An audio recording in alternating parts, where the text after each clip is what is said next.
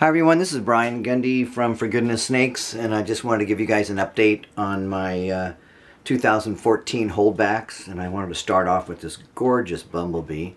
This particular female was produced from an 8-egg clutch, a bumblebee bred to a normal. The normal I call the jewel, which is just a gorgeous looking animal.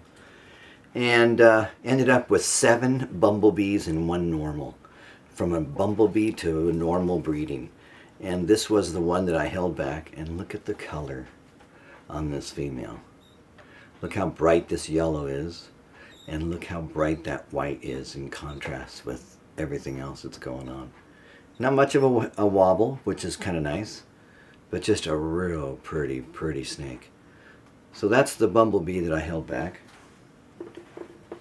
And again, these are all 2014 babies. Excuse me. And then we'll go to the Gold Blush Firefly, actually the Gold Blush Fire Pastel Mojaves.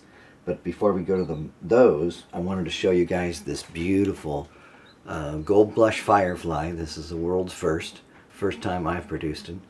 And as you guys can see, look at the bright yellow on this, excuse me, on this animal. And look how clean that yellow is. Really nice, super gentle animal. Hello, baby girl. And just a really nice snake. In fact, I might even incorporate her into the reptile programs, the educational programs that I do at schools and birthday parties and stuff.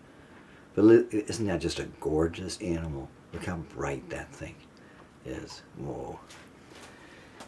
And then from there, we'll show you guys one of my favorites. This is a Gold Blush Pastave. So this is a Gold Blush Pastel Mojave. And look how clean she is. Look at the yellow coming up from the belly. Just a beautiful animal. This is a Pastave, a Gold Blush Pastave.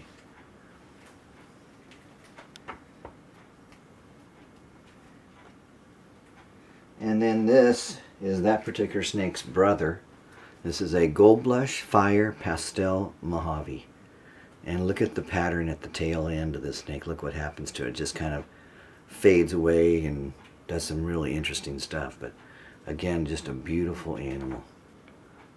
Hard to beat the color on this thing. And look how clean those yellows are. Really pretty animal. Hi, babe. How you doing, huh? And then I wanted to show you guys the pieds that I held back in that particular project, including the, we'll start with one of the holdback pieds. This is a female. And this is what I call my yellow, from my yellow striped pied line, and you can see why I call them the yellow striped pieds. They're almost all striped, and look at the brightness of the yellow coming up from this snake. And this is about perfect as far as the amount of white I like. I'm not a total high white guy. I like to see some splashes of pattern, but the yellow is really cool. This is not a combination. This is a pure pied ball python. But again, look at the color. Look at the yellow. Beautiful. And if you guys, for those of you that are high white specialists, I'm going to hold back this particular female that is literally almost all white, just a splash of pattern on the tail and a splash of pattern on the neck, head and neck area. Pretty nice animal. Looking forward to really producing some nice animals from her. And then the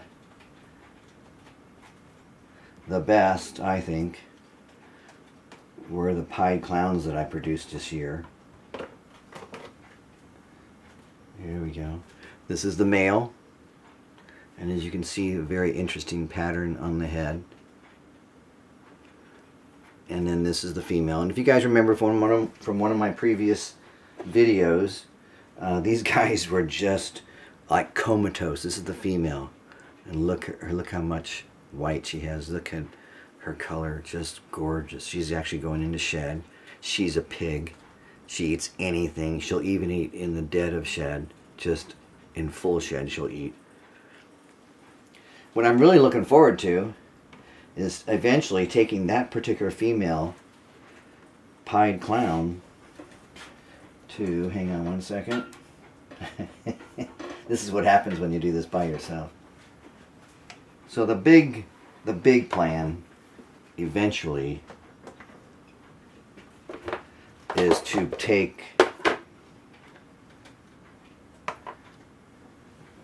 this female pied clown,